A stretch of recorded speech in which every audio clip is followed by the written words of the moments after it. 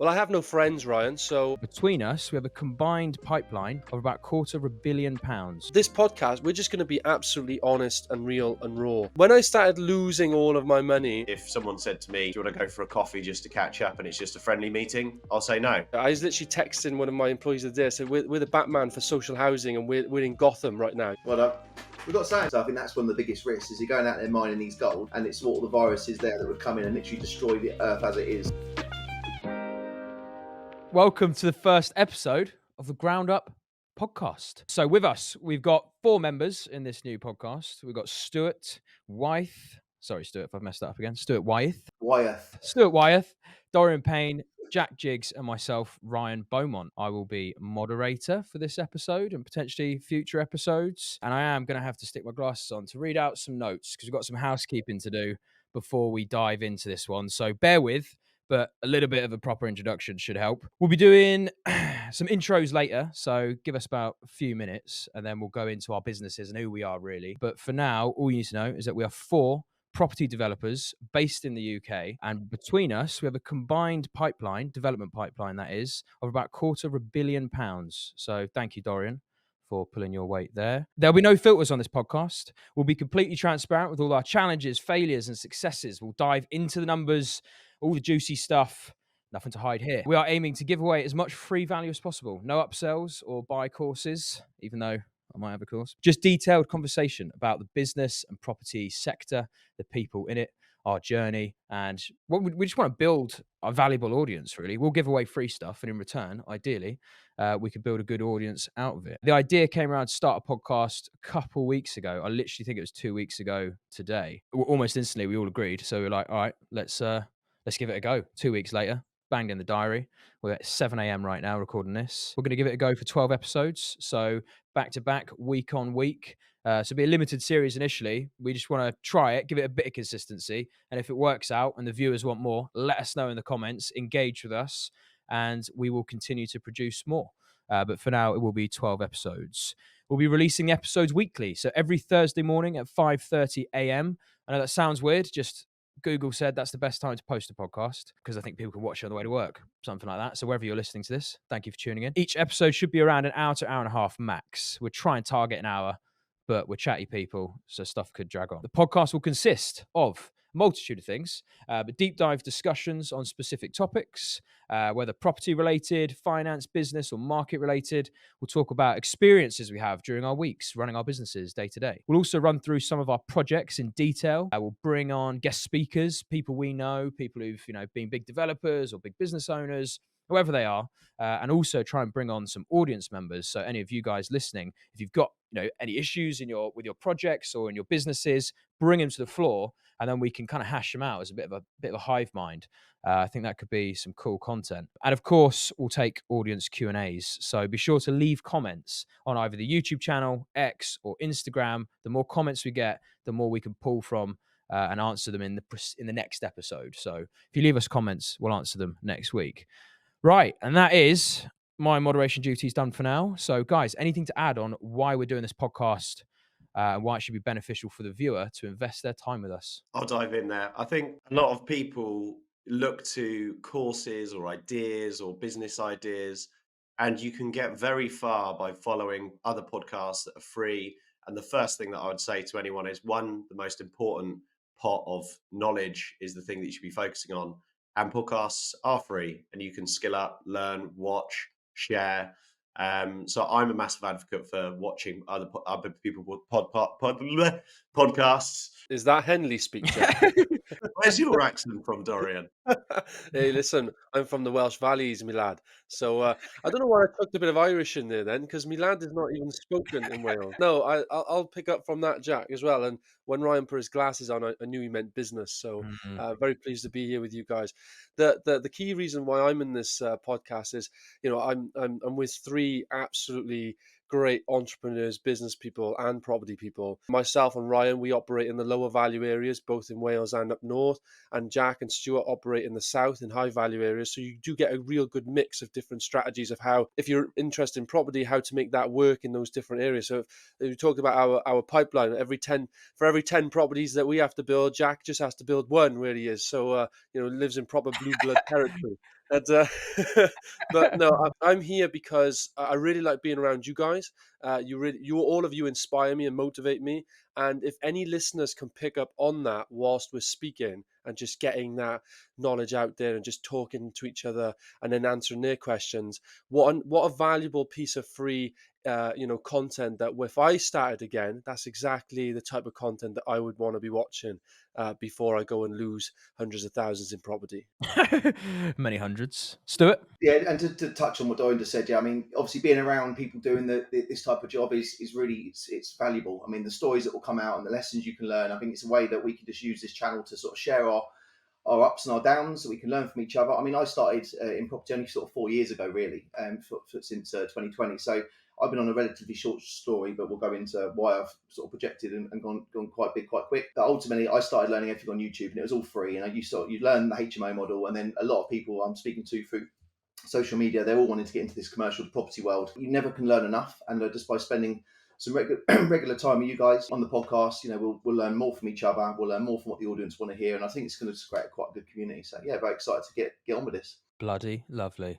Yeah, I think there's a lot of value we can offer. So bear with us. Might take us a few episodes to get into a nice swing of things. But for now, I'm going to play our intro.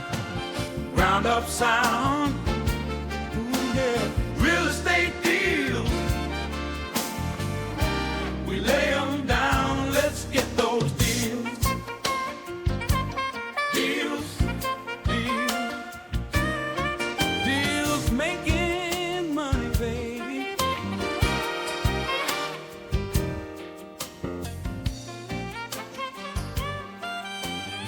I'm so happy that photo made it in, mate, on the beach. What's with the golf club, Rye? It just went well with that bit of music. But yeah, it was in a sports bar we bought. Yeah, just in there was a huge golf set. They had like 3-4 bags full of golf clubs, and for some reason I just decided to use it as a driving range. But there you go. Right, so that's our intro done. All the housekeeping, all the fun stuff out of the way. Now we'll get into the first section. So considering it's the first podcast, we will start with proper intros. So we'll talk about our businesses, what we do. We won't drag on too long, but we'll go around the room. So let's go in order of the video. Jack. Thank you very much. I'm Jack Jiggens. I live in Oxfordshire, in Henley-on-Thames to be precise, which is what Dorian keeps taking the mick out of me because it's a very different town to where he grew up. I'm 32 years old, and essentially there was very early signs of entrepreneurialism and running businesses from a young age. Classic story of buying sweets, selling them at school. I had quite a prolific, which is still running, eBay account. My nature is deal maker, trader. I love the negotiation art of creating value in a deal, whatever that looks like, whatever industry, whatever product. And I'm sure we'll talk about some of the products that I sold. And I think there's some shared experience there with some of the group. I think Dorian has also done a bit of trading too, as well as eBay and trading stuff out, whatever it may be. I also had a bit of a stint in the fitness industry. So I set up a gym and also ran a meal prep company while I was working in an office, which actually came to be quite a profitable enterprise. But my family are all in property and construction. I'm third generation, so both sides of my family were in property and construction. So it was inevitable that I'd be pulled back into this industry to share and meet the guys like these. I kind of started out on site. So I was on the tools, building houses. I was buying bungalows cash with a joint venture partner who was a 60-year-old builder. He taught me how to build. He taught me how to do it badly. And then I started skilling up with doing podcasts like these and listening to the people doing the real deal so that I could get off the tools and scale a property business, which was then where XP Property was born, which is our main development business. We're an SME property development company in the home counties in London. We've been running for 6 years, and I run that with my business partner, Ben Richards, who's also very entrepreneurial and runs his own architectural practice when I met him. And XP Property today, we kind of don't care what we do. We'll do a bit of anything. We're very agnostic in terms of what sort of sites we'll deliver, residential, commercial, mixed use, and so on. And today we're delivering about £38 million worth of stock across 5 sites, which is about 68 flats and houses. And we've obviously grown that from scratch in 6 years. There's a few businesses that we've built around that because we saw a problem as a classic entrepreneur does. And I think we're talking a bit later about business in 2024 and if you could start from scratch. But we're solution providers. We find a problem and then create a solution. So we built a measured surveying and topographical surveying business called XP Surveys, which fundamentally measures stuff, and we sell the drawings to developers and architects.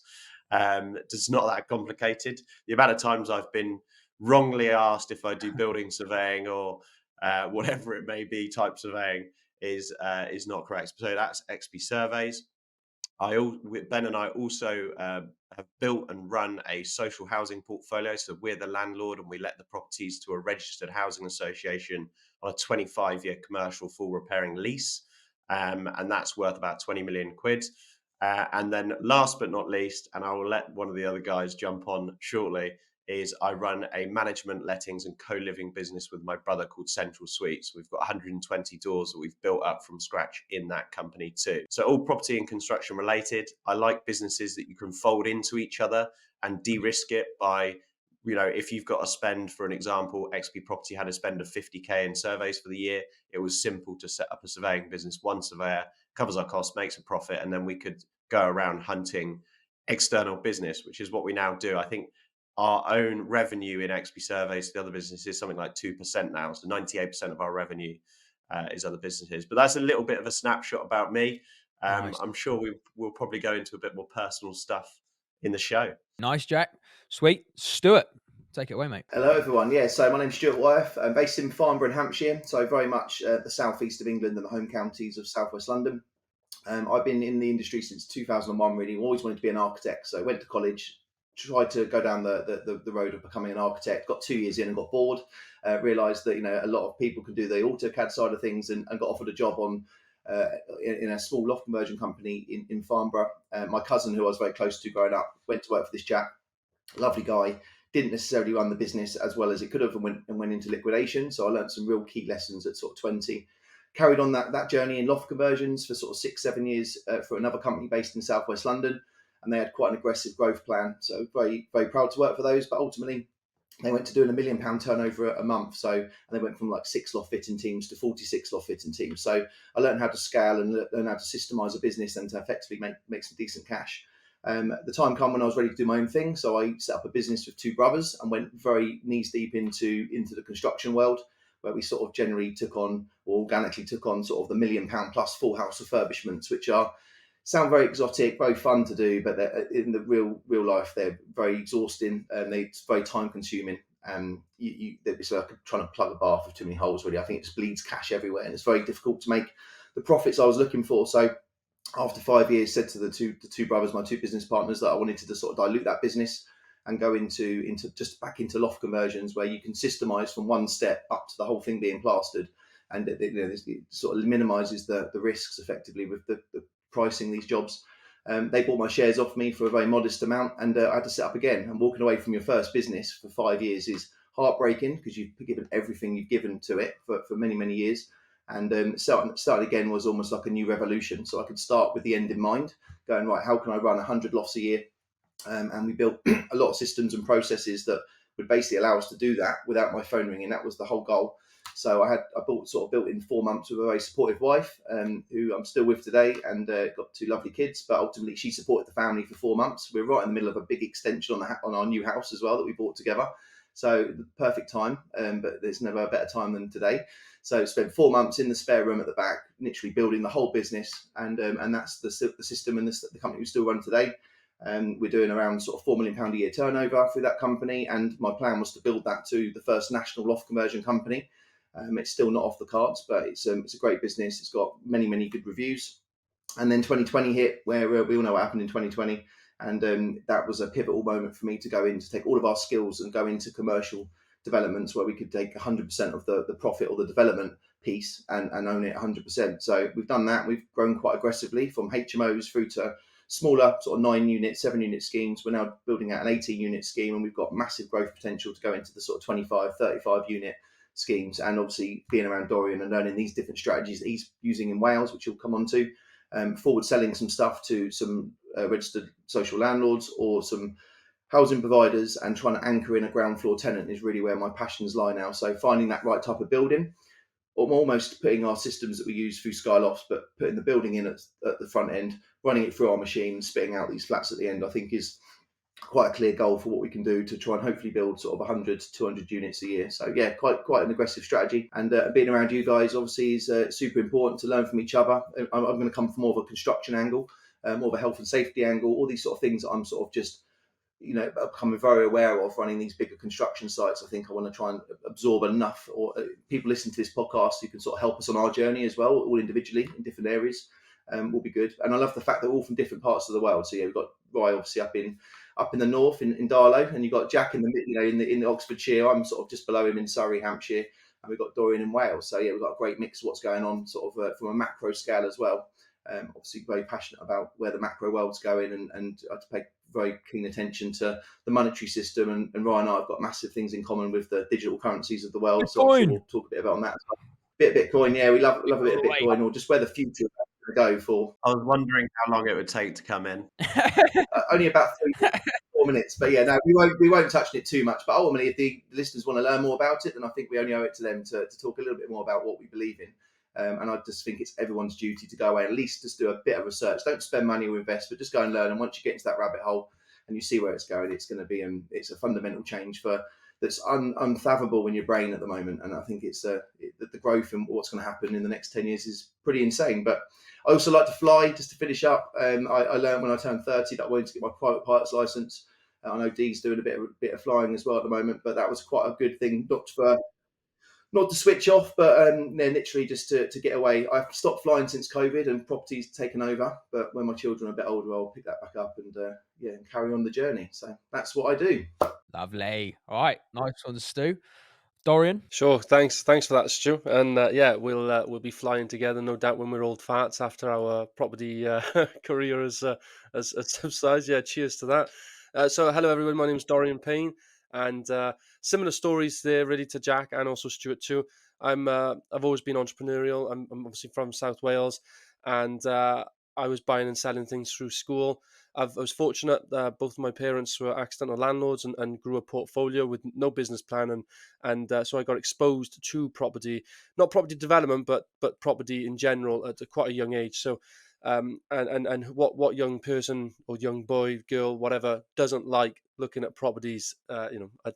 It's great, and for me that passion developed so early on that I always knew, even in school, that I was going to be in property. So that's probably where that started from.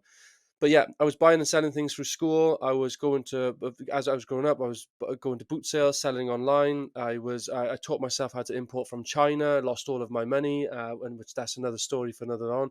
I was in university, and I was, speaking to a fellow student, and then the next thing I know, I was pulling these iPhone cases out my bag, offering which one do you want to buy. And so, it's always, as Jack said, is always looking at that potential problem and how can I solve it and also make a margin on top. But long story short, I was going, I was labouring for my dad on sites and realised I didn't like labouring at all in these refurb houses. So I started helping my mum manage the properties that they had. So when I turned 16, I set up a letting agency in South Wales, and I scaled that to an estate agency. I also then scaled that into a residential finance brokerage, then commercial finance brokerage, then business finance brokerage. Because like Jack said, I didn't want to give anything away, and I was just trying to do it all myself. And I don't regret it, because I learned so much at such a young age that I started going out and working with investors, and they were kind enough and believed in me enough to lend me their money, and I would go and build a portfolio myself and do my own private deals. My letting agency actually specialised in social housing. So to come full circle, I realised being a private developer, I would go bust. I wasn't liquid enough, and there was a bit of a market wobble in Wales during Brexit. So I flipped the model into social and affordable housing, or partnerships model, where I could forward sell and then eventually be forward funded. So Castells Group was born out of that. And to date, we've scaled from zero to we've delivered over 100 homes. So we're in construction of over 230 as I speak, and we have a pipeline of over 1,100 homes. We were ranked the fastest growing construction and house building company in Wales 2023, and the third fastest growing company in Wales overall in 2023. Along with that journey as well, I'm also I'm an obsessive learner. So whilst scaling that business to those heights, to a pipeline of over 200 plus million, I did a master's in quantity surveying. I've got an accountancy background, which I did that whilst I was growing my business. I've also did the Cranfield Business Growth Program, the Goldman Sachs Business Growth Program, and I've just recently been accepted into Goldman Sachs Unicorn School for businesses with aspirations to become worth £1 billion and above. So that's me. Dorian, is it just easier to tell us the education that you haven't done rather than the ones that you have? Dorian, why the interest in like so much education? Well, I have no friends, Ryan, so I suppose it starts from there. But I've books of my friends. There's a good book called "Only the Paranoid Survive," and I actually walk around my office and say stupid sayings all the time. Like, one of my favorite sayings is, we're the Batman for social housing. So there's always this, like, this pressure. I was literally texting one of my employees the other day. I said, we're the Batman for social housing, and we're in Gotham right now, and shit's going on. So, but I don't know. I've just always got this. One of the big problems is being a visionary, which I would class myself as a visionary. I've got big goals; they're huge goals, and I always feel like I'm running out of time. And this is a challenge we'll come on to later on in the podcast. And the only thing, if you think about it, I've gone from a zero turnover company to a company that's just last financial year turned over 18 million, is on track to double again in the next year. And we know that within 3 years we should be at 60 plus million turnover a year. You can only stay on top of that if you're literally learning every day, trying to see what do I not know that I don't know, if that makes sense, and what's coming around the corner. And there's so much out there, courses, books, too much. There's just too much. But yeah, I've had to immerse myself. Yeah, mate. Respect it. What about the name? Because I read it Castell Group, but you say Casteth or something, don't you? In Wales, it's Castell because it's double L, but in England, everyone says Castell. And ultimately, it's the Welsh word for castle. So the name was founded because we build social and affordable housing for that, the lower 20% quartile of society, the ones most at risk of homeless, the most vulnerable. And we've got a saying that, we believe, there's that saying, isn't it? A house is a man's castle. That's what the original saying was. But we believe that everyone should have their own house or their own place that they can basically treat as their own castle. And that's where Castell Group comes from. We provide castles for those vulnerable. Actually, that's a point. Actually, names. Would you? I'll do my intro. Then maybe we could do a bit of a go back around, maybe ask some questions about each other's businesses, or get into the next topic. I'll fire away. So Rye Beaumont, I have quite a different story to these guys because I actually had nothing to do with property until 2019. So my dad did own some properties. He had a brokerage back in the city, but he's always really been in finance and raising finance for private equity, family offices and stuff like that in London. I was actually in music before, being a jack of all trades, tried loads of different businesses, always wanted to just make money. I don't have a specific desire for money, but just love the idea that I could do shit with my time and have independence with my own purchasing power, which I recognized when I was a kid. Because a family went through a bit of a rough patch. And we didn't really have much money. So I was like, if I want shit, I'm going to have to make my own money and get shit. So sold sweets in the school, all the stories you can imagine, dog walking, newspapers, tried everything, and did make a few grand doing it. And back then, a few grand was not only worth a bit more, but also as a kid, what do you have money? You don't have anything to spend it on. So I just bought loads of pets and remote control cars and other shit. And then eventually realized to save up the money. Always been quite studious. I don't like education, which is slightly different to Dorian, but I do like proactive education. And I do think some of the stuff Dorian's done is obviously good. It's different kind of education than school, but I just couldn't get along with school, couldn't get along with college. Loved being there, a place to see your mates every day. I thought that was cool, but didn't want to stick around. So I got out of school as quick as possible and just went on to try and figure out what to do with my time, really. And then got into music. I had no music background, but just taught myself how to sing. I think I was lucky that I could sing. Well, that's down to interpretation. I think I can sing.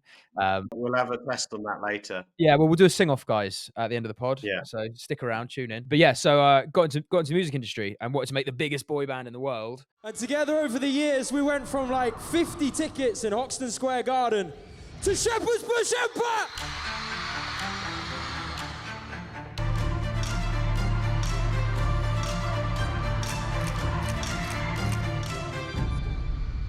That was the plan. And I mean, we did pretty fucking well, to be fair. We were technically the biggest independent band in the world, which was not an easy thing to do. It took a hell of a lot of sacrifice, really. Saw my family maybe once or twice a year, missed my little brothers growing up, which is probably one of my biggest regrets. But I knew that there's only one way to make a band work, and you've just got to work so much harder than every other band and every other influencer. There's so many other people trying it.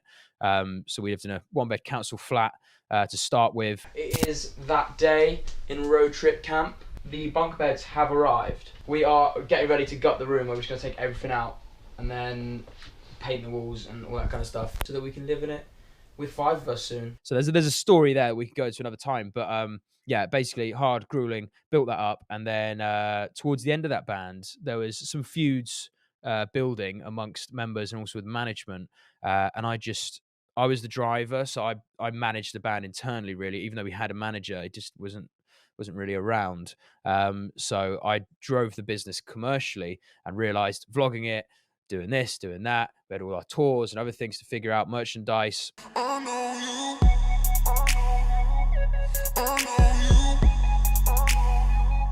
Still stumbling.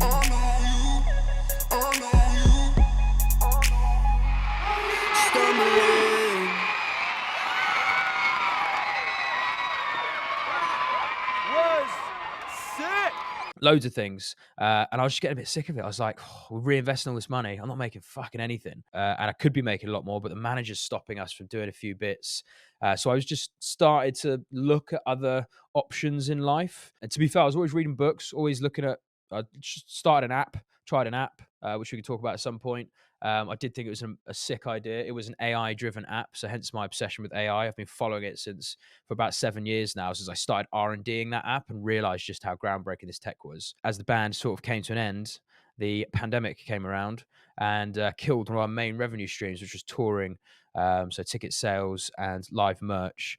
And it was just perfect timing, really, because we'd just done a big show in London at Shepherd's Bush. We headlined Shepherd's Bush, and that was my sort of goal from the start. I wanted to do Shepherd's Bush, the first step on your way to doing arenas. It's quite a prestigious venue. Finished on a highlight and just went, you know what?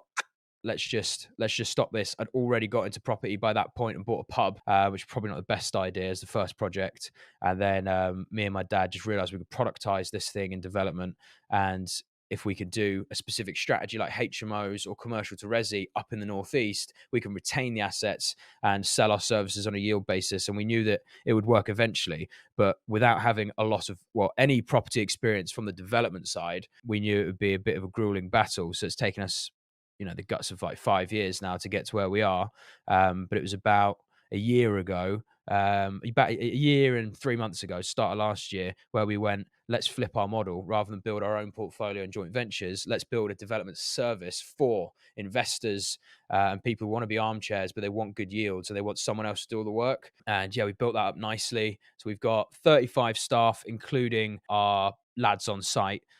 Just hired another girl on the lettings yesterday, and like Jack, we like folding everything in. So if it can be applicable and be a beneficial revenue stream that complements our existing business, then we'll give it a crack. So we've got construction, lettings, sourcing and project management. We do service apartments as well, but kind of like lettings.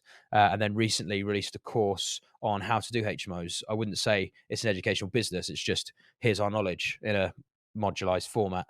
And that is myself, and I'm in the Northeast. Company name? Beaumont and Partners. So we've got Beaumont and Partners, Beaumont Angus Construction, Beaumont Lettings Property Management, Beaumont Sourcing Acquisitions. So it's Beaumont, basically. Yes, and we documented everything on the YouTube channel. I think we all here are quite active. We're all quite active on socials. Yeah, we filmed from the first project, really, up until now.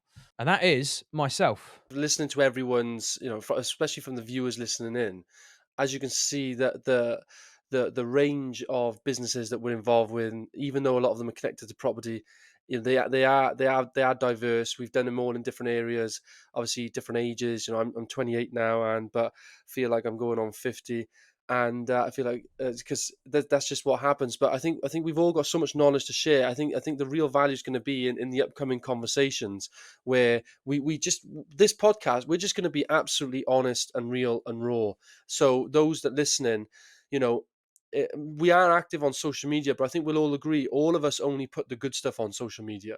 I know I do, because there's so many like hard things and negative things that happen in a day, and if you just keep flooding that with social media, everyone will unfollow you. So, and unless I'm wrong, I mean, what do you guys think? I don't want to take us off course, but did you? This is the one problem that I struggle with. All your Say that followers are again, double. Stu? I don't agree with that. I think that being honest online as well, or having a problem, talking about the problem, and then what the two or three solutions were, and how you come out of that problem. I think this is going to be a great channel for us to actually focus on real week to week or month to month challenges. Sort of have a little bit of a brain sesh together, work out what we do in different scenarios, and things will come off that. But ultimately, I think that I try and be as honest as I can. If I've bought a building and it's rotten to the core and there's weeds growing through the brickwork, I want to sort of document that, because I think that actually creates a bit of clickbait as well. People are going to want to see what the problems were. We're going through a bit of a decision actually where we set this whole path up to get into property as a bit of a long-term play to hold this stock long-term, bit of a lifestyle hustle really. Keep the loft business going. That's what pays the salaries and pays for the staff infrastructure, and just build some properties on the side. And we've enjoyed it so much that actually it's becoming our sort of main drive going forward. And holding stuff versus selling stuff is a big decision that I'm still swinging through on a daily basis, thinking, do we sell this stuff? Do we keep it? And I'm trying to engage the audience as well, the people I'm speaking to, try and get as many advice or as many decisions that other people would make. And obviously just trying to, we've got some structural issues on our previous project that we're working on. So I'm going to try and explain a lot more about what the realism of is in construction and in development, because everyone sugarcoats it and all looks like it's so easy. And just buy my £2,500, my £5,000 course, and everything will be all right. And I think it's just, there's no real honest raw content out there, and I think that's what I don't think Ryan's course is £2,500. Just it's only £1,000, guys. So I've got a question for all of you guys. So we've gone through our backgrounds and why we're potentially born this way or solution providers. But I've got a question for you. Why are you in business? Not how or what's your background, but just what's the why? I know Rye just said, I like making money and shit, which is a pretty good reason, if you ask me. I think I could.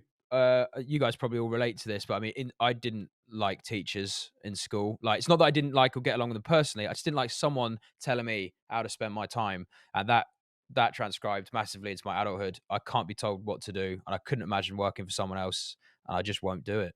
That's my main thing. So if I can't work for someone else, well, I got to figure out my own shit. You're doing it for independence, are you? You're in business because you want to be you don't feel like you want to be held by anybody, and you just want to be that free spirit. Yeah, I've got a vision like my long term vision. Yeah, it's gonna sound a bit crazy. I want to build on the moon. I want to build O'Neill colonies, and it sounds crazy, but if you think about where development's going, it's going to the next frontier, and that's out in space. And there's so much there was so much up for grabs when that happens. And I think a development business fundamentally will give me the principles to be able to do that. I wanted to do that even when I was in the band, before I even thought about property. Maybe it links nicely. I went, if I can learn to build shit and do stuff, then I can get into space. Like, I love the idea of space and building shit Well, out. this is going straight down the rabbit hole. But you know what, Ryan? I'm going to jump in and follow you. So I think actually that there's going to be, I don't know whether there's going to be in our lifetime, but there's definitely going to be an industry with technology advancing for space, gathering materials from space, or construction out in space. They're saying that already, aren't they? Because of carbon, etc. And it doesn't matter if it's outside the ozone layer.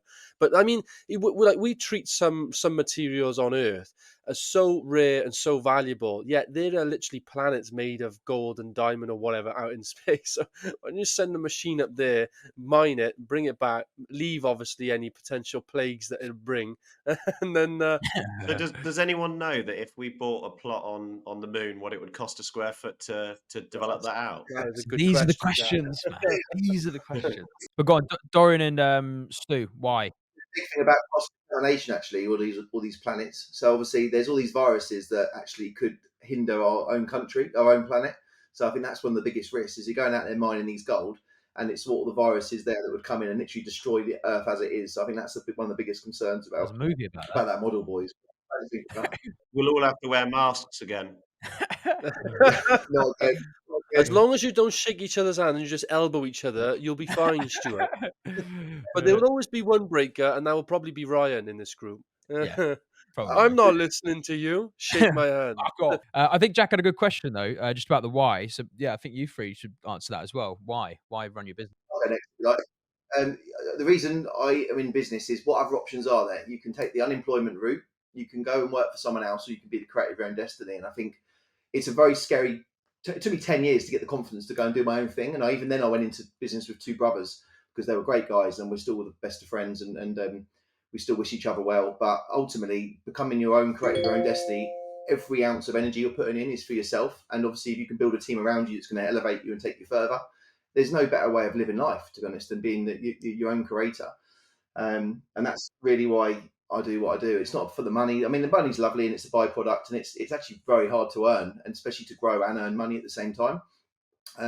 But the freedom of being able to do anything I want to do tomorrow. I think that's a Go on, commonality mate. between entrepreneurs, isn't it? I don't think money's the driver at all. It isn't, is it? It's wanting to build Well, your own thing. when I first started out, I'll be completely honest with you. When I was 16, and in my late teens, I have no shame in saying I was in business because I wanted to be a gazillionaire.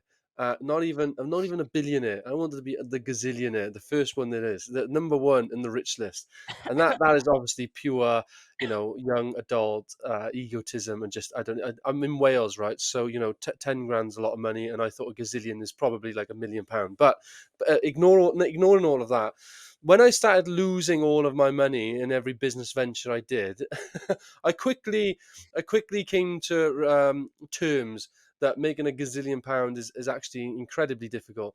But most importantly, as I grew in my business, that reason of why, that like core central driver, it did change from money. I can comfortably say, hand on heart now, and I have been for years, that money does not drive me. I believe everybody needs a base income in life, and I actually made a mistake myself in a solicitor's office very recently, where I was sat up.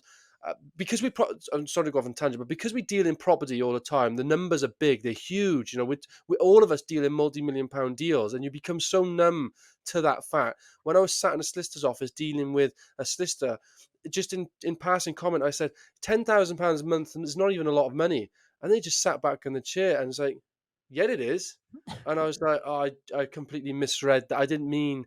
Do you know what I mean? I come across like really insensitive on that, but Really fast. You in the rich world, yeah, bastard. yeah, yeah. But my reason why now, I'll be honest with you, is uh, I can, and I have, if I wanted to have that base income of £10,000 a month, and really live a nice life in Wales. Everything I do is not about the money. It is about, rightly or wrongly, I am a big visionary thinker. I've got a map of the UK. I can see other people, and when I speak to them, I don't think they're any smarter than me, and I want to challenge myself. Spiritually, I don't believe in an afterlife. I think we're only here once, and that's it. Once you're gone, and there's nothing else after it. So really, and that you brought me that picture, Ryan, the pale blue dot. If this is all it is in our lifetime, yeah, and is it? Why are we? What is the problem? Just go and just make the biggest impact you can possibly make, and affect as many people as you can possibly affect in a positive way, before your time's up. And that's where that comes from. Amen. What about you, Jack? What's your why? I do think the why changes. I haven't got any kids. I'm only facilitating dogs. So at the moment, I'm just sort of similar to Dorian, like giving it a good go. But I'm from quite a traditional background. I was hugely inspired by my dad. He can't read or write. He left school at 9, became a successful business owner of 2 businesses, exited them both. Coincidentally, ended up owning a lot of commercial real estate and also doing development deals, accidental development. But what inspired me about him is the first time he ate in a restaurant, he was 19 years old. The house he grew up in didn't have electric heating or a toilet inside. And that's only my dad, who's, only 63, I think. And seeing what he's managed to do in his career really did inspire me. And he's very, very adamant on being self-built. So he's not one to go, right, I'll help you out there, or I'll do this with you. If I want his time, he'll give me as much as I need. But what I saw from that is he could support his family who weren't very well off. He could give a lot back to the people around him. He made a lot of other businesses that fed into his business successful and changed their lives. So I saw that from a start off, and I think my traditional sort of family-esque support was really important to me. That I had to go out and support whatever would be my future family, and also my, family that brought me into the world. And then I kind of just got addicted and enjoyed the business side of things. I feel like if you're gonna, I believe there's two different types of entrepreneurs. There's a solopreneur and there's an entrepreneur. And if you're running a small shop and you have a lifestyle income and you're technically a well paid self-employed person, that's a solopreneur. And then I feel like you don't want to be in the middle ground between a small business and a solopreneur. You kind of want to go big because you might as well. And that's, my vision, and I actually enjoy it now. So it started off to support the family. And then there's the hierarchy of needs when you have somewhere to sleep, to eat, can socialize, do what you need to do day to day. And now I'm just all about if it's going to be going, it might as well be big, and it brings new challenges and you learn new things every day. So now it's kind of enjoyment, I think. Here's a question for you guys. So, where's the end goal? So it's fun for now, and we're growing as we go. But where is the end goal? When do you actually think I've made it? Because that's quite important, I think, to have that as a pinnacle. It's difficult to answer, but When I I've break got ground you. on the moon, mate. When I break ground on the moon, and that first plot starts going up, I'll kill myself. It'll probably be a numb feeling though, Ryan. It'll probably be with due respect. I mean, if let's just say you did it, and let's just say you can do it. Once you do dig that first trench on the moon, so to speak, be interested to know what foundation type it'll be. But let's just say you did. You're going to stand back then, and you're going to look around, and you're going to be like, "Great, I've done that." And then there's just going to be like this eerie silence for 10 seconds after, and then you're going to be like, "Hmm, Yep. what do I do now?" I could just imagine Rye's missus picking up his notepad and seeing what he's been scribbling for the day, and it just saying, "I'm going to build a fucking Shepherd's Bush stadium on the moon." Fucking Right. moon, mate. And then next week, I agree with the sentiment though. Like, yeah, that going to Stu's question, we set goals, we set these visions, and I'm pretty sure we've all probably surpassed our younger selves' expectations, and yet we probably still all feel like miserable failures, and we've still got all these battles and problems. And yeah, you have a bit of money now, but you've got more obligations and money going out the door, and it's like you're kind of on a roller coaster, right? Until you can get Yeah. to that point where you've got just these management teams that look after everything, and you can go fuck off to Dubai or wherever you want to go. I like that Matthew McConaughey, the actor's saying, where he says, his all um, right, all right, all right. that's it, yeah. His the person he looks up to is him in 10 years, and it always is him in 10 years because it's always given him something to aspire to. But I'm quite clear in theory with my goal, but I'm also not rigid in that I can be flexible. I am, I'm open to the macroeconomics. I'll change if I need to. I'll pivot if I need to. But as I stand here and speak to you, or sit here and speak to you today, my goal is to scale Castell to be a nationwide partnership house building company in at least 10 regions across the UK, building no less than 3,000 homes a year, and being at a size where, because value does come into it, it's worth in terms of a company value over £1 billion, and the exit will either be a float in its own right or a sale to a PLC. And then I'm going to reinvest 99.5% of all of the funds from that straight into my own family office type or fund type facility, purely for entrepreneurs. I'm going to create an entrepreneurs university, surround it with the very best people I've met along the way. Build a very great team to go literally scout the country for the best entrepreneurs there is, not in terms of best businesses, but the minds. It's all about the minds, the people who want to be molded and trained, and then invest in business and property, but mainly in people, and eventually make a global impact. And that's it. That is it. What are you gonna do with the other 0.5%? Well, that will obviously go towards family security. Buy another lemon tree. A bigger one. Hey, that lemon tree, when I did the training with Cranfield School of Management, they taught me that lemons as like a symbol. When it's all about making sure whatever you're doing on a daily basis or in any business, you're always squeezing the lemon. And that's a say, going through every time we're looking at a deal now, right? Are we sure that's the best sale price we can get? Are we sure that's the cheapest cost we can do it for? The best quality still? Are we sure the design is the most efficient design? Squeeze the lemons in everything you're doing, and you won't go far wrong. Squeeze the lemons, mate. Oh. That should be Castell's slogan, mate. Squeeze the lemons. In today's world, Ryan, you I'm could get in pretty trouble for I'm saying pretty that. sure that's going for a piss, isn't it? Squeezing a lemon. Squeeze the lemons, boys. Should we let's get into the next bit then. We had a planned topic about basically our day-to-days, our weeks, our structures. And I think it feeds nicely into what kind of business owners we are, because I think we're all slightly different. Well, we are all different in how we look at being a business owner, how we run our business, which obviously has a structure. So like our day-to-day, our week-to-week. Let's see what that looks like. So Jack, do you want to take us away with that? Yeah, cool. So obviously from the intro, I'm running 4-5 businesses. I'm not built the way that Dorian is in scaling into like a managing director position, and I'm sure he'll do his overview of probably more of his time spent in internal meetings so that they can go and deliver. Some of my businesses still need me in the delivery part, but my normal day is, I think, quite normal. I get up fairly early, get into the office first. I like getting most of my work done first thing before the rest of the team come into the office, which is normally before 8:30. So I try and get an hour or two in the office. And then I structure my day around what's required in each business. Um, Dorian will tell you that you should be focusing on the higher level things, but some of my businesses do require me to roll up my sleeves and get my hands dirty. So specifically, XP Property, I work predominantly in the acquisitions, the funding, the structure. Central Suite's the same. XP Surveys, I'm not a surveyor, so I have to focus on growth, new business, hiring, etc. So I probably have more of an MD position in that position, which we also want to take national, like Dorian, and then potentially exit. That's probably, in my opinion, the only exitable business. But I'm either in the office or I'm out on site, looking at new sites and meeting people, meeting investors. We've scaled our business through a lot of investment meetings, but structuring my day and what my day looks like, and sort of the work-life balance, drawing it back to sort of the core topic. At the end of the day, I've always been a workaholic, no matter what I'm doing. I have always, my dad always said to me, if you can do it today, don't leave it till tomorrow. And if you can give it hours, work them. So from a very young age, I was working, even in labor, 12, 14, 16-hour shifts in labor, working on events and doing various things.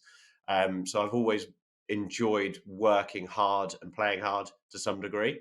And that's now installed in me. So like I had a PA the other day, and my missus said to me, have you got enough work to give to her?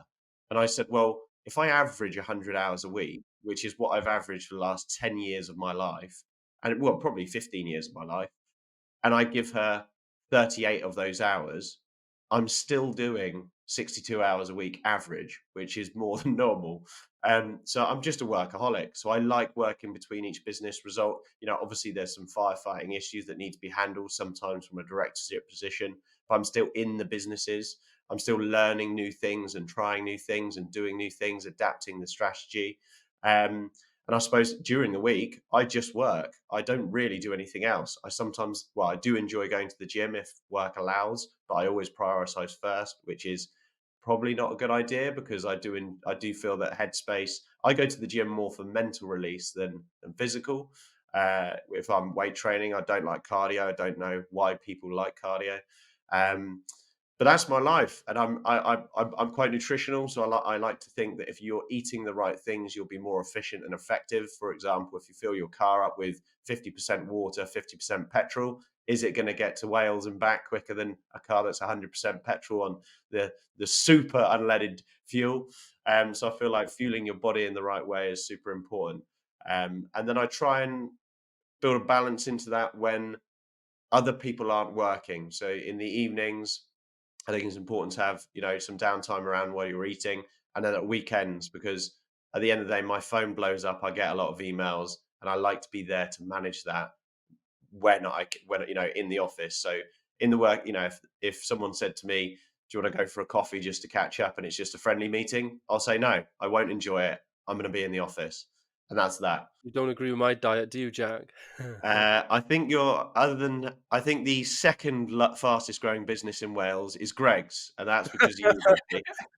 Go on then, Dorian. How do you answer that question? Yeah, no, it's. I mean, again, you'll hear me in this podcast ripping off sayings from so many different people, and it's because, like I saw, I'm immersed in what other people are doing and people who've done successful things. So I'm going to rip off Mark Zuckerberg right now, and he says that when somebody asked him a question about, how much do you like work, etc., he said, well, if you think about my hours that I'm in the office Monday to Friday, I probably work, 60 hours a week. I don't get, and that is still, as Jack said, way above, when the average work week nowadays is 35. A lot of these successful people, 60 is kind of like the, the minimum really that they're all operating at in terms of that environment. But he says, but if you calculate the amount of hours that I'm thinking about the business, it's all the time. And what I will say is that I'm exactly like that too. So when I started this business, I was, uh, doing everything literally. So sleeves rolled up, but I was trying to build this replicable partnerships model that has been done before. So there are comparables in the industry, and we've reverse engineered from those businesses that have successfully exited. One of the biggest is Countryside to Vistry, over £1 billion exit. So these things have been done, but yeah, if I go into, I think of 5 key things that I need to do every day when I wake up, and I always say I live with like a blessing and a curse. The blessing is that I'm this hyper, a visionary, motivated, constant thinking all the time. But the curse is it never switches off. Never. From the minute I wake up, the minute I go to sleep, I can't switch off. And I've been to therapy, I've been to yoga classes, I've been to all this, and honestly, I was diagnosed with OCD, but I didn't really follow that up because I don't really know what that is. All I know is that my brain is telling me what to do, and that is get up, get to work, do what you need to do every single minute of the day. So that's the curse side of the blessing. But I think of 5 key things every day, in terms of the business. And those pillars are, again, a Vern Harnish Scaling Up book. I highly recommend it. First thing I'm always thinking about is the strategy okay? Are we doing what we should be doing? Are we heading in the right direction? Does everybody know that we're heading in the right direction? What are we trying to do here? I start my morning off always thinking to myself that. And as long as I'm happy with that, I'll move into the next phase, which is the cash position okay? And normally at the moment, because we're growing so fast and we're in a volatile business, the answer is no, and I've got to deal with that. So list of tasks get generated on a daily basis on the cash section. Then I'll move on to say, how is the people in the business? Are we doing? Is everybody happy? Have we got the right people in? Are we short of staff? What's coming up around the corner, 3 months, 6 months? And then I will be involved with that as well. Like, for example, later this week, I've got a resource management meeting. And then I'll move on to the other pillar, which is execution. Are all the KPIs showing to me that we're in the green? Is everything happening that should be happening? Are we on time? Are we on quality? Are we on safety? Are we on budget? All this, and I've got real time information coming to me, and I can find out very quickly. So it's all about that pulse of the business, and it's telling me what's happening. Then in my day, and these tasks will get like the strategic tasks of each section will start telling me what needs to happen really on a daily basis. And then the other bit of what I do then is thinking, just thinking. I try to spend some time in a day just sitting there with my notebook and pen on a blank page, looking either at my bookshelf or just at the notebook itself. This sounds really weird now, but then I'm just letting my brain, after all of those, pillars that I've gone through, it starts generating these ideas, right? We need to do this, we need to do that. What about this idea? What about that idea? And then I can start feeding that through the business in either my monthly directors report, our weekly management meetings, etc., etc., etc. So yeah, there's tons I can go through, but in terms of very quickly, just add routine. What I try to do Monday to Friday is I get up about 5 a.m., between 4:30 and 5 a.m. I get to the gym as close to 6 a.m. as possible. So that waking in out time will fluctuate between 4:30 and 5:30, but I'll get to the gym for 6. I'll be in the gym. I'll be in the office then for 7:30. I'll get home about 7 o'clock Monday to Friday. Saturday is with the family. And then I'm working either in the morning or the evening. Sunday, half the day I'm working, more like admin stuff, thinking stuff, and that's it, time and time again, week after week. Proper routine. Dorian, how do you deal with the change? So when you are given this thought process and this time and you're making these small tweaks to the company, how do you realign your staff members all to follow with you? Because one thing I've struggled with is actually we've gone in this direction and then we've pulled this direction and follow me. And I've got a bit of OCD as well and totally, understand, that the change of direction has to happen. But what I struggle with is making sure that everyone is on board at all times, because there is so many tweaks along the way. We're buying this type of building, now we're going to switch and buy this type of building. With all these lessons learned and these different types of changes you're making, how do you sort of keep your team in alignment and sort of pull them in your direction? Well, I just quickly then on that, I'm going to rip off someone else now, Jeff Bezos, and not necessarily directly to that, but on another matter which translates to. So he operates on a door system, which is if you're going to make a decision that's not really, it's important, but it's not going to break the business. Then you give people the autonomy basically to do that, right? So there's no huge issue. And then if you're gonna go through a door that you cannot, if that door closes behind you, you cannot come back on yourself, i.e. it's a fundamental business change. You have to be very, very careful before you go through that door. And in terms of change management, it's very similar. If you're going to bring in these micro changes or ideas that will just be helpful, but ultimately your business is still going to run without them, you're just trying to get efficiencies, then you either email that particular head of department, you raise it in a management meeting, you track it.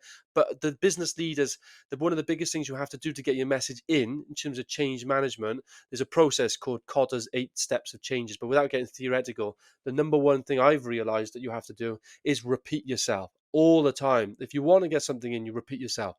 But if you're going to implement a change that's actually a fundamental change, like you're changing how people work completely, or you're changing, we're going to go and build this, actually scrap that, we're going to go and build this complete different design.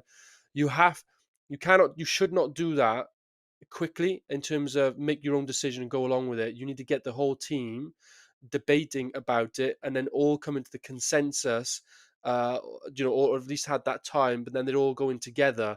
Otherwise, you're going to cause massive, massive culture issues. I'll just follow that up with also from a more granular level. Let's say you have a transition in place with the team. It's really good to let them come up with the route to get there by some description, because then they feel more onboarded with the execution that Dorian touched on later to get to that strategy. So you obviously set the vision and then you work with them. Obviously, you're doing financial management control, where the business is going, making actually all the real decisions on the main things, but helping them come up with the ideas and the path to get there that they're comfortable with. And that makes that easier as well. Oh, 100%. And sorry, just to add on that very quickly, another thing from Cranfield that they taught us was is about this monkey concept. Where if you're hands-on leader, and you've got a tendency to do tasks, your staff typically rely on you to do those tasks too. So they'll come up to you with a problem and they'll want you to solve it. That's called passing you the monkey. Your job as a leader is to pass it straight back. So when people come to me now with an issue, my default sentence response to them is, "What do you think?" And that's it. I just want to know what they think. Whether it's right, wrong, it doesn't really matter. But they've got to go through that thought process exercise on any issue they raise, because I want to know where they're at, because that will tell you their competency, where they need training, or if they knew the answer but didn't want to raise it because they were scared for some reason. And Stuart, what about yourself, mate? Yes, mate. So how I do the work-life balance, I've actually got a slight different. The way I do it is I give my team full access to my diary, so they can actually enter information when it's available. So we've got obviously a lot of incoming leads. So I sort of split my life into 4 major sections. I think the first area is sales, which is the number one of every business. I spend 25% of my life seeing new customers, effectively vetting new customers to make sure we're as good as fit for them as they are for us.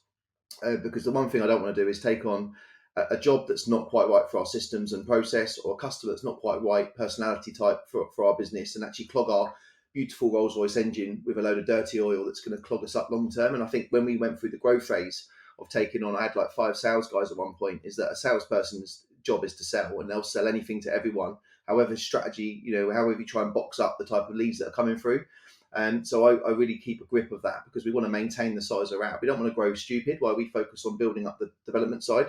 So I keep a lot of the sales growth, and obviously, the other part of that 25% is looking at new opportunities and sort of having that daydreaming moment, which I do a lot of the time, whether I'm sleeping, in the shower, driving, listening to podcasts. Any of those downtime moments is where I'm sort of creating the future destiny of where we want to go. 25% of my time is spent with the staff and the support internally. So if there's any issues, any site visits I need doing, and just being there for the team, and that's really where I spend probably a day and a half a week working with those on specific tasks. I spend 25% on the learning and social media, because I think that's really important. Is that I'm always learning from others. You can never know too much. If you're the smartest person in the room, you're in the wrong room. And just get yourself around people who can just help you in one or two bits of nuggets. And those gold nuggets are so critical in just paving your way through the woods. And social media, I think it's a fantastic way to raise investment and raise awareness of what you're up to. And just from a personal level, it's lovely, and I can't wait to look back in 20 years' time and look back at the first few sites that we done and think, bloody yeah, what was I thinking buying that, or what were the lessons learned?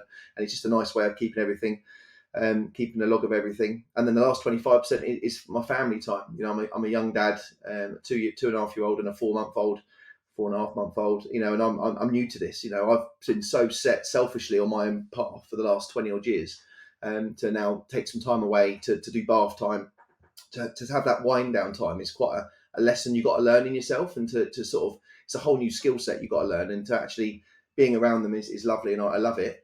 Missing them is a lot easier than being with them. So if you're on a holiday or you're away for a few days, missing them is a lot easier to miss them than to be with them sometimes, because they are young. But yeah, I enjoy time with, I do swim with the two kids on a Sunday, and I dedicate my whole weekend to them. Going back 5 years ago, I'd be out with the boys, we'd be out drinking. I actually gave up drinking over that pandemic period, and it was the best thing I ever done. I used to be out 4 nights a week. Let the drink take me wherever the hell I'm going to end up, and whatever time I'm going to be home in the morning. And giving that up and focusing on property. I never would have actually started this journey if I sat for 4 months in the garden when the sun's shining, having a few beers. But the fact I decided to knock it on the head and give it a try was the best thing I've ever done. So yeah, family time is where I spend my sort of chill time. I still enjoy Formula One and trying to break up the weekends when a race is on, or if I can get a little cut of weekends away with the boys, then that's definitely in the agenda. Might be on the what do you call it, on the back seat for a few years, just until the kids are a bit older, and hopefully they'll come with me. But yeah, that's how I break it down. But I think the key thing is I actually let my staff have access to my calendar, so I can book in slots, and I'm always booking 2 weeks in advance.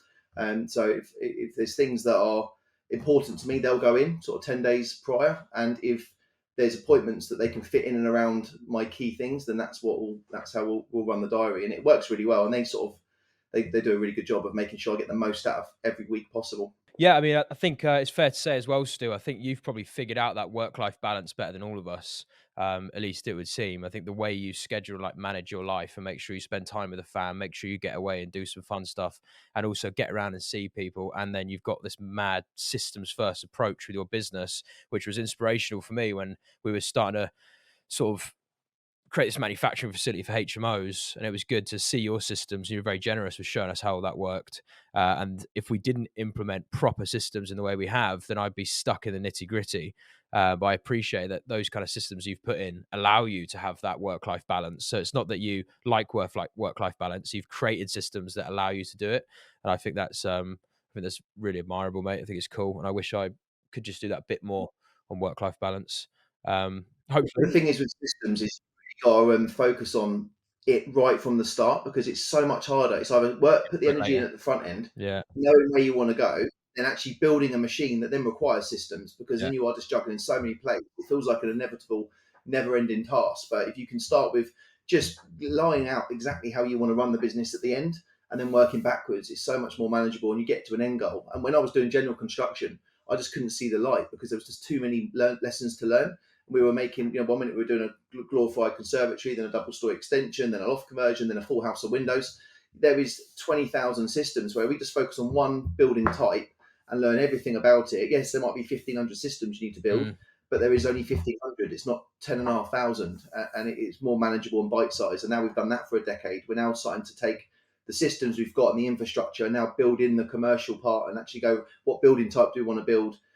What age is the building? What's the access like? And if we can tick the boxes, I mean, one day I'll share what I do with our systems, potentially with Skylofts. But if if I can get it onto a tick sheet that's manageable, we can go out and find the right buildings to suit our business model, and then we can scale and we can do 2, 3, 400 units a year because we're doing the same thing again and again. And it's quite important to know where you want to go and then work backwards. Yeah. I mean, But yeah, cheers for that. that's been our journey the last year. Really, is systemizing this thing as we go along, and it's literally recently got to the point. I actually posted a video about it where it was kind of done for what it is right now. We'll always keep improving it, but to a point where I am now out of the operations.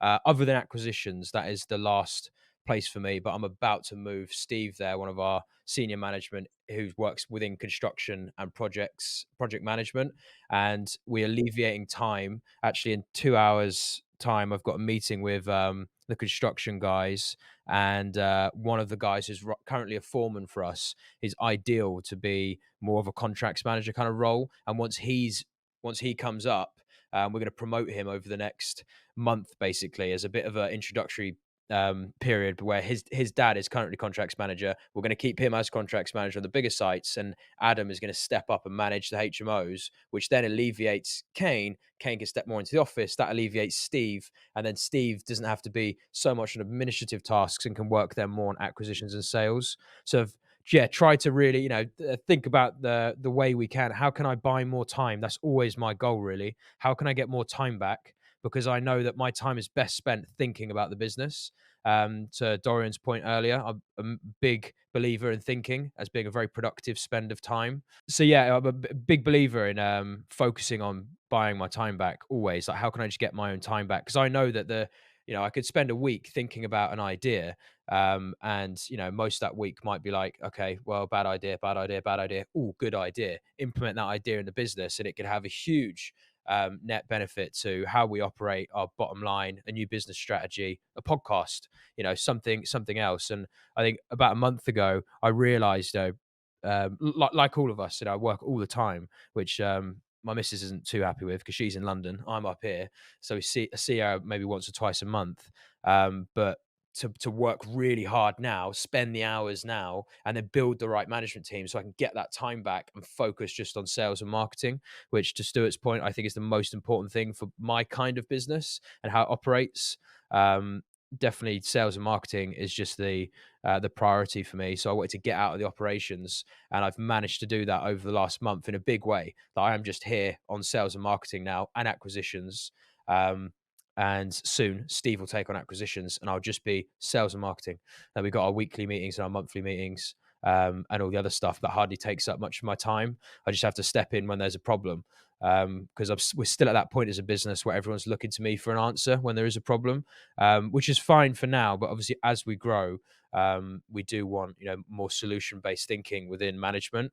And it's not to say that people don't find their own solutions. It's just on those bigger problems, I do find myself getting roped into stuff, and I'd rather build that self confidence, I suppose, within our teams, so that people feel like they can just make autonomous decisions. Because sales and marketing is where I want to be. I want to focus on that top down approach, because I know that that's going to pay off way more to improve our funnel in the long run. So yeah, that's me. I don't have a given structure really to my days and weeks. I like waking up early, and then I'm a bit cursed as well because I don't like going to bed too early, because my brain gets more and more active as the night goes on. Oh, how long do you all But sleep on that, Ryan? How many hours a night do you all target to sleep for? 7 hours. I wear this aura ring, right? It sort of logs everything. It logs all your sleep. It tells me when I need to pay attention. I had 2 accounts last night, one at 2 and one at 3, and then we're up at 1:45 this morning to get ready for this. So yeah, my ring just tells me every day I need to pay attention to my sleeping habits. But I normally get about 5.5 hours in ish a night, normally from around just before midnight to around sort of 5:30 when everyone starts stirring. If it's not broken by a 4-month-old. So yeah, it's been a tough Yeah, 4 months, yeah. and he was a month early. So here's a question: if you have a baby that's born a month earlier, the point of conception is still the same for every kid. So is he classed as 5 months old because he was born 5 months ago, or is he 4 months old because he was born a month early? They go by when he was born. So, Mm. because on the birth certificate is the day that it is. In terms of Yeah. like, how the maths work is the current system was set up. So whenever he was born, that's how old he is. Bit of a mind blown moment that we're technically all 9 months roughly older than we actually always say we are. Yeah, it's Oh, pretty yeah, much. fucking hell. Yeah. Yeah, as far as sleep, I weirdly, I my one of my best mates used to call me Gordon Ramsay because he watched on a podcast or something that Ramsay only sleeps like 3 hours, and I used to struggle to sleep longer than that, and I never got tired.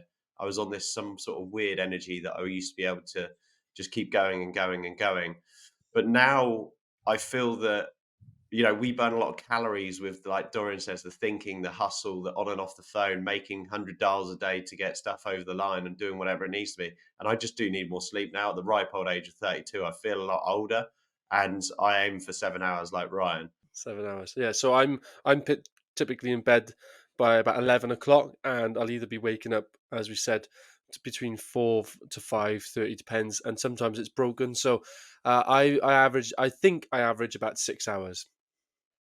And that's okay for me. If I actually sleep 8 hours or more, I have a migraine all day, and I don't know why. But I do have a question for you all though, because there's been a general theme with everything we've said, is that we've all got an idea, whether it's a rough one or not. We all have an idea about where we're going and why we're going there. One of the biggest problems I see, and it'll be maybe common for a lot of people listening, they don't actually know what they want, or how that process of figuring out what they want is. Like what would you say about that? How could you advise them on that? I mean, I can answer this quite easily, actually. Beyond aspirational goals, thinking into the future, my business is very much family run, so the whole family works for the business, which is great, creates a great culture, and I just want the family to have independence through passive cash flow, using the word passive loosely, but to know that the family's looked after, and then I can go on to look after my own family in the future. Once that bottom line's covered, then anything else is kind of just play. Yeah, I think for me, Dorian, I like the terminology you just said. People don't know what they want. And when I was going through university, I still didn't know what industry, what business, what I wanted to do. But you soon learn that you do know what you want to do. There's just barriers that you see as barriers that you need to break down. So, for an example, when I was coming out of university, I didn't have the self confidence to actually do what I wanted to do, which was run my own business and take the risk to do it. So for me, it is simple. I do believe everyone knows exactly what they want to do. And it's, the 9 to 5 teachers that go, I'd love to run my own, craft store or something like that. Just go do it, make the mistakes young. And for me, it's all about you do know what you want to do, take the risks and do it sooner rather than later, because then you have more time to make amends and build that sort of, like I said, that hierarchy of being able to live off what you need to live off. And one thing was really clear for me. I used to work in an office in a paid job in a commission-based sales role, and I was like good at it, but it wasn't doing enough for me. And I decided to hand in my notice the day I decided to in my notice, if that makes sense. I hadn't forward planned it. And I was chatting to my mum, and I was like, I've got a bit of money. I want to set up a business. I don't know whether I want to go into fitness, construction, more trading, like retail arbitrage. And she was like, at the end of the day, you can stay here as long as you potentially need to, and pay very little rent. So just go and do whatever you want. And that rang clear to me, because I would highly recommend the sooner the better. And take those risks. Like Stuart said, he was leaning on his partner for a period of time, and now that's obviously paid off. And so everyone has the ability to do whatever they want. They've just got to go and do it. And it's the first step that's the hardest part. But I would also say that when you take the first step, you've got to have, to some degree, the last step in mind and the middle step in mind and the sort of halfway point, because you don't get in a car and go, right, where am I going to drive to today? Because you'll basically end up wasting a day. You've got to have a destination in mind. Your route to get to the destination might change because of a road blockage, but you still know where you're going to get to at the end. So yeah, Jack's Yeah, recently. Sorry, Stuart, I'll come to you now, but I just you picked me up on there, Jack, because you're going on holiday soon, and you shared with us a full blown agenda of your holiday of what time you're waking up, where you're going to be traveling to, where's it all going. So that's a good military operation. If sometimes we go away, it's like, right, we're just going to go to the beach today, and you're right. And this happened once. We started walking, didn't know where the beach was. Basically ended up wasting like 3 hours arguing, got to the beach, realized we didn't have buckets and spades for the kids, and it was just all or a stressful nightmare. But yeah, very yeah. Sorry, Stu, onto your. We know he's got the most organised wife then, because that definitely wasn't Jack doing that agenda, that itinerary. It was somebody, good woman. Yeah, on the following, on the previous point. So, I mean, fail fast is the number one rule. I think that I don't really know where I'm going. I know where I'm going this year, and I've got a plan for next year, and I'm hoping to take 2026 off. Most of 2026 off by planning the next year and a half really accurately and knowing what we need to do as a company. I want to spend some time before my daughter goes to start in the school system. Where she'll be almost 6. So that's really a key driver for me. So I know I'm going over the next few years, and I'm totally determined and driven to make that happen. But who's to say 5 years from now, I will still be in construction. I've done the last 20 years, and I see me spending my whole career in construction. But who knows what type of buildings we'll be working on, what part of the world we'll be working on. There's opportunities in Bali, in Dubai, all these things, and these people I'm talking to, I'm going, wow, that's amazing. And if there's a better opportunity in 5 years from now that just takes us on that path, that's the way we'll go. But I totally, like Jack said, if you've got a supportive family, you can live and you can start young. We've all had businesses that we've all failed on. We're going to talk about a lot of those failures, and we want to sort of explore those a bit. But we've all had businesses where they haven't worked the way we wanted. We've had to start, reset, try again, but take all the lessons we've learned and move forward and not make those mistakes again, or you're always changing the direction. So my advice would be, you are young and you've got the opportunity to sort of live very frugally, not spend money, understand what the value of a pound is as well, because everyone grows up being a consumer, and you can consume on clothes, cars, watches, whatever you want to spend your money on. But when you get to a point where you realize you can only eat 3 times a day, you only have to wear so many clothes a day, and if you can get through a pair of jeans that will last you 5 years, what is the problem with that? And I think once you realize that the consumers and brands want you to spend all your money, then you realize, actually, I don't need to spend this money, and I can live quite frugally for 6 months to a year. It will change your life, because it doesn't. You control your money. The money doesn't control you. So just playing devil's advocate, and I know, Ryan, you'll have a comment on this too, but just picking up on one word you said there, Stuart, when you're young. But what about those people that have gone through the system, gone into the traditional system, left school, went to university, got a job, had a partner, maybe kids, and now they're in this, that 40-year, they call it the rat race type thing for before retirement. But let's just say they're midway through that point, but they've got a house, mortgage obligations, children that are in school, wife, or partner. What if they want, like, sometimes what I find is that they've got all this responsibility now that holds them back too. How can they? What if you were in that position? What moves would you make? Yeah, good point. So when I said young, you're only as young as you feel, right? If you still feel like you've got it, and it will never leave you. And I'd hate to get to the end of your life and look back with the regrets you'd have. I mean, look at Colonel Sanders, Ray Kroc. They're all in their 50s, 60s, and they made it. At Walt Disney, all the rest of them. So what I would do is you need to change your whole life, but more dramatically. You need to cut the family holidays. You need to cut the brand of car out the front. You need to cut the way you eat, because you have to make sacrifices. And obviously the bigger situation you find yourself in, more kids, the harder it's going to be. It's still possible, but the sacrifice you need to make are far greater as you're older. And if you want it big enough, you will go and take the caravan or go camping in France and do the cheaper holidays and do it for the family. And I think these are the realisms that if you are young and you've got the freedom, then don't waste it. I spent 10 years of my life literally going around the world, spending money on alcohol and good fun and good memories.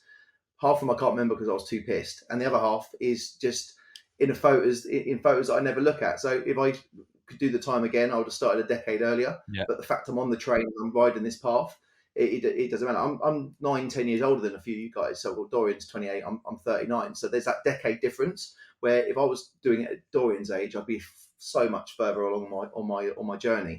And that's why Well, do you know what I love younger guys as well.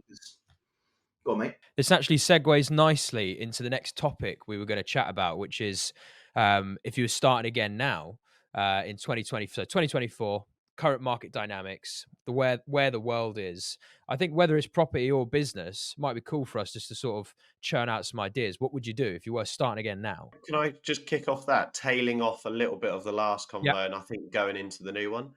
I think what a lot of people see is the overnight success. The stories on social media, that when you're chatting to them and they say, how's the property stuff, and you tell them an update, But at the end of the day, anything worth something is hard to get, and you've got to be willing to put the yards in. I see people all the time that talk and don't do, and it does my head in because at the end of the day, when I did work in an office, I was running a meal prep company.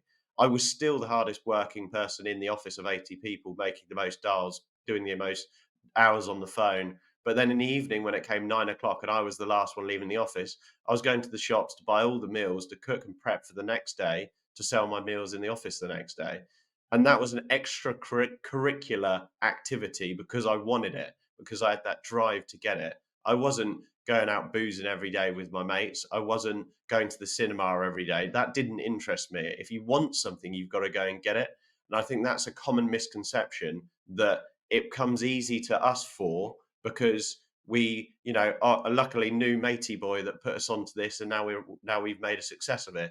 It's from years and hours of education, graft, trial and error, trying new things, lots of failures, and pushing that forward. And I think that when it's like if you're 45 years old, you've got 3 kids and a mortgage, just give 1 hour a day extra to something, lose a bit of sleep, or don't go and do your golf that you used to do. Come up with something, and it's going to be hard work and driving that into yourself. And I think it's actually harder to set up a business and scale it at 17 years old than it is when you're 45 years old, because you should have been saving money and building a bit of a safety net at that point. So there's never a good time, and everyone's different. But at the end of the day, you've got to graft. That's my view. So There's what very would you few do, Jack? businesses that come from lack of graft. So what would you do then, Jack? Starting again now, what would you do? So I think one of the biggest errors that I made going into the businesses that I do is because I'm from a construction background and I can technically do anything on a building site. And Ben's background was but working for the Berkeley Group, doing extremely complicated schemes. So the big construction stuff didn't scare us, which is normally what pushes people into buy to lets, little flip renovations, and the smaller, higher, quicker cash flow stuff. So we focused on big much bigger 3, 4, 5 year projects, building a team to facilitate those like yours, Dorian, and the cash flow is limited. I was with a friend last night who runs he's top of trip advisor, a bit of a shout out, Biffin's Kitchen in Croyd. So he's relocated from London, sacked the boss in London, became his own, controller of his destiny, and he basically runs a little food van, and it's doing super well. His cash flow is positive every day, and that means that his living is good every day. That's his passion. And I said to him, I'm kind of jealous that you started with this, because if I had started with a cash, um, positive business from the outset, it then supports more investment structuring, going into property, real estate, building another type of business, starting a new business. So for me, it would be going into a cash flow positive business like Sky Lofts, for an example, that Stuart set up, or a quicker turn cash flow business, and then focus on the more legacy stuff like development companies, investment companies, and so on and so forth. Another thing that I would say is you need to work out whether you're a full-blown entrepreneur or a solopreneur, because a self-employed person is very different to someone that wants to scale a bigger business. And if you want to scale a bigger business, make sure you understand what the critical mass is of that business, because you don't want to run a £1 million business that's really profitable if it's at 10 mil, but struggles every month if it's only turning over £1 million. But I would be in property if I started again for 2 reasons. It's one of the only industries that can give you capital appreciation and cash flow at the same time.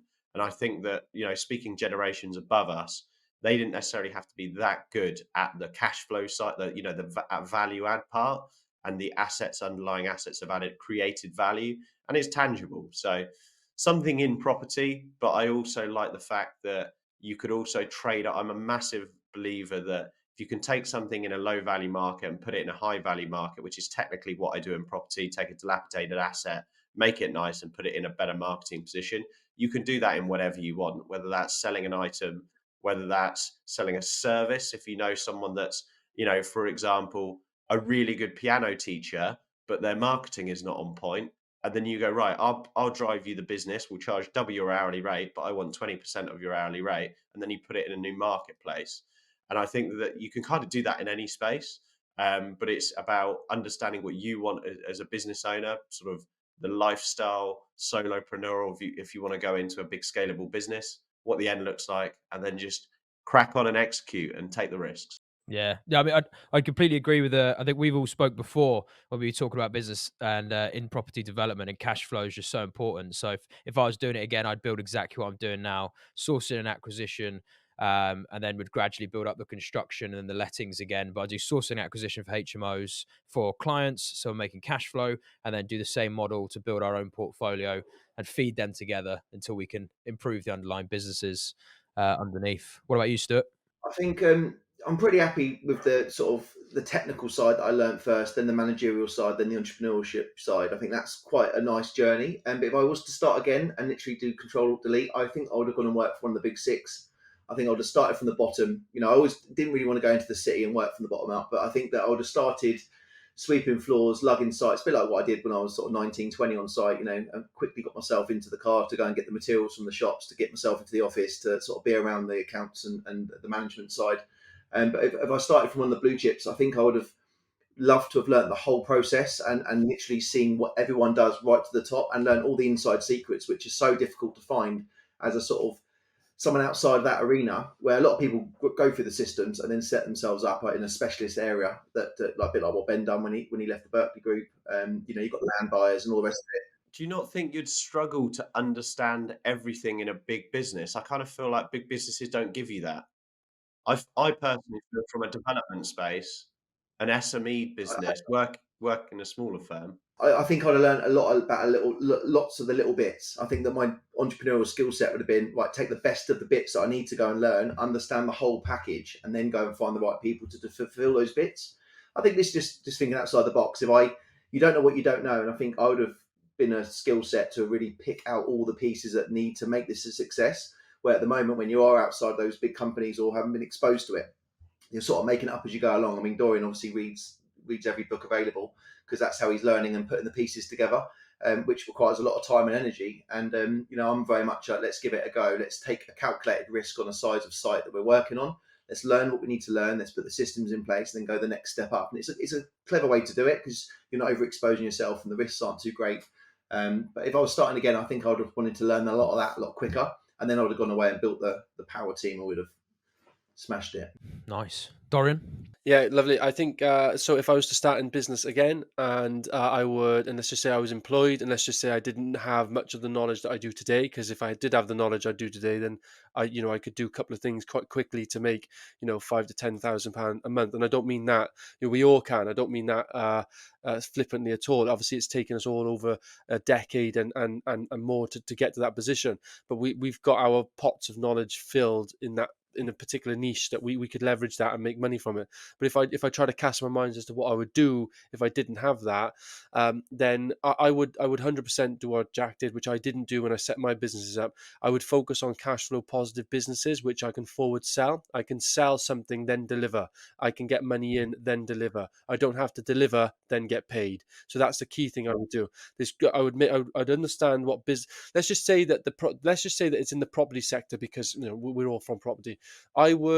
Let's just say that I've still got a job, and if I don't have a job and I don't have any money, I would 100% get a slightly relevant part-time job or some form of job in the property sector, lettings, estates, agency, whatever it is, to get some cash flow coming in.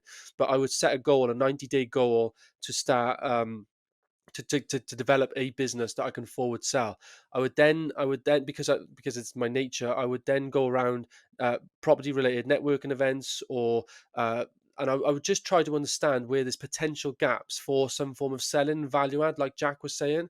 Like, for example, construction companies, are they doing drone videos of their sites and creating marketing videos? You could get that sorted quite quickly and make an uplift on that, and use Upwork or Fiverr to create those videos, etc., etc. Charge £500, but only pay £75 to get them actually delivered.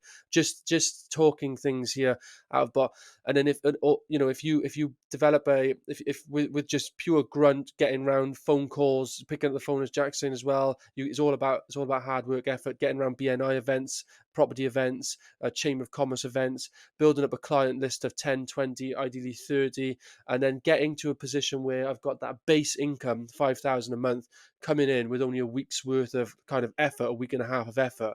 Then I've got a week and a half of time available to focus on the main business, i.e. going out, networking, meeting investors, because like I said, Maslow's hierarchy, fundamentals have to be sorted first, which is that base cash flow. Get that sorted. Ideally get it where you're not trading all of your time for money, but there will be some. Then the rest of your time available, it's all about, for me, it would be all about investor connecting, building relationships. You will finally come across somebody that has 200, 300, 400, 500,000 of investment, as long as they know, like, and trust you, and you, as well as that, I'd be researching a lot into deals, and then I would take the calculated steps that Stuart's saying by doing small deals with that investor, and away you go. I just wanted to touch on a case study of, we're all talking about what we would do, but I've actually got a really, I think, apt case study of what I did when I was 22 years old. So I knew I wanted to be in property. I'd quit my office job. I didn't have an income, and I knew that I wanted to go into property. I knew that all the decent property networking events to learn and meet people were all in London. So I took a site management role in central London to learn about the site, learn about the materials. It was actually an office fit out, because I grew up with resi conversions and ground up. So I was getting paid to drive into London every day. On my drive into London, I'd be listening to podcasts. While I was at work, I'd be getting paid as site manager. And I actually, probably halfway through the project, got promoted to project manager, because I'd learned and upskilled, learning off the other project managers. I was selling steel toe cap Chelsea boots on site to the tradies. There was 200 tradies on site. I was buying them at 25 quid online and selling them for about 60 quid a pair. And I sold about 60 pairs in the duration of the project. So I was making a turn on that. And I was also selling all the disused materials that were going in a roll off skip that would have been paid to be binned. I was putting it on Gumtree and selling them for a tenner, £1,000, 500 quid, whatever it may be. And by the end of the project, I was getting paid daily. I was trading items. I was trading items internally. And then in the evenings, I was going to networking events, because I was already in London and getting paid to do so. And that was a 14-month, 15-month project. And how much I picked up, learned, covered my overheads, and developed was tenfold. And I sort of had a bit of everything going on at all given times. It was 15, 16-hour days, but that's what you got to put in to progress more than the average. Hustler. Hustle, mate. Hustle. Yeah, I mean, it seems like we're all kind of touching. As well, Stuart's yours actually slightly different, I suppose. But yeah, all focusing on the same thing: cash flow first. Whoever produces quicker cash flow to then fuel and stimulate growth. Ideally, I'm guessing we'd all aim back for developments. I know we're pressing Yeah, time. Go on. I'll totally do that. Obviously, I've done that. So with Skyloft over there, it's actually a godsend, to be honest, because it is cash flowing, a regular income. It trickles in to support the ecosystem and the infrastructure. It gives us such a good foundation to not only build on top of, but if we do run into a problem on site and it's cost us another 5 grand, 7 grand, 12 grand, we've got this monthly cash flow that's coming in, which will get us out of a hole while we learn. But it takes time to do that. So of course I would do that as well if I was doing it again. But ultimately, I think I would want to know the whole, and I think I would go through that management course, going through like a Berkeley group, and trying to go through as high through the management to learn all the jobs and get the whole tree built in my mind. And then I could have gone away and replicated the tree and taken the best bits from that and just built it faster, where we got to learn where all these roots and all these branches are going to go now. So it's all good fun. I think that's the main thing, isn't it? If you were starting again from scratch, assuming you take away all your knowledge, well, the first thing is figuring out you got to go find all the knowledge, right? One final thing, just to like semi-close that out, and I think gets missed in modern consumer thought processing of the average person. One thing that I always had in the back of my mind when setting out in any business is, how can I get paid not for my time? And that's a really key one that you need to think about when you're starting something up, because we talk about cash flow, but if you're getting paid for your hours and then you stop working, that income stops. So start to think about how you can get paid. A phrase that commonly gets used is paid in your sleep, but I just think, productize. Yeah. Just one last thing. I know we're going to wrap this up in a minute, but positive or passive income is the most amazing drug ever. Earned income is great, and if it's what you do with your principal cash, which is super important, and we'll do a whole topic on this, but I never spend my principal. I'm only living my life beyond my means of what's passive to me, And when I got my first income that coming through, or first passive payment for 800 something pounds of 3:30 in the morning, when I looked at my phone, then a transaction hit, and I thought, wow, that's my whole month's salary working at B&Q, and I was 16. For every hour I had available, that just come to me over the internet onto my phone at 3:30 in the morning. And I've not thought anything about it. That was the highlight for me to go, I need to change direction and get into this passive income world, because I want that to happen every morning at 3:30 when I go for a piss. Those are the best Jack, you probably recognise as well. The best notifications, I remember it now, when I was trading online, I'd get the pings through notifications or emails. You've just sold so and so. You've just sold so and so. You've just sold so and so. They are amazing feelings when you're nowhere near the computer. You're out in the park or whatever, and all of a sudden you've just sold so and so, and it's like, oh great, that's class. Making money. Definitely. Love it. Well, guys, I think that takes us to 9 o'clock. So slightly longer than planned, this first podcast. But I feel like we've done a good job for this one, just introducing who we are, our businesses. We haven't necessarily gone into any, specifics yet, but we will do in future episodes. So for this one, that's been a nice introduction for who we all are. Check us out on social medias. Should just be Ground Up Pod on all social medias other than X, which is the Ground Up Pod. Give us a follow. Drop us comments on the YouTube channel, on X, and on Instagram. Drop us comments that you want us to answer. We will dive deep into given topics. Full transparency. There'll be no filters. We will just look at and talk about anything, and we'll have a bit more of an informative structure for the next episodes, where we really go deep on topics, try bring on some guest speakers, and bits and bobs. But yeah, guys, have you got anything else to say before we finish this off? It's been brilliant, mate. Really thoroughly enjoyed it. I can't wait to see what's going to come out of the next sort of 11 episodes or so. And if obviously people enjoy it and we all enjoy it, then we'll continue. So long may it continue. And I'll see you boys next week. Yeah, and I'll just finish off by looking at the poster directly in front of me, and I'll just read it off. Don't forget, be obsessed or be average. Love it. Listeners, thank you for listening. Very much appreciated. Subscribe, follow, do all that fun stuff, and we'll see you next week. Oh, one sec. Boys. Nice one, guys. Wait, so wait. 2 seconds, boys. Get the selfie. Oh, yeah. I took one earlier, yeah. Put your hands up. Yeah, that's it. Go. Well done. We've got something now. We can, in fact, I'll get Ground up sound. Ooh, yeah.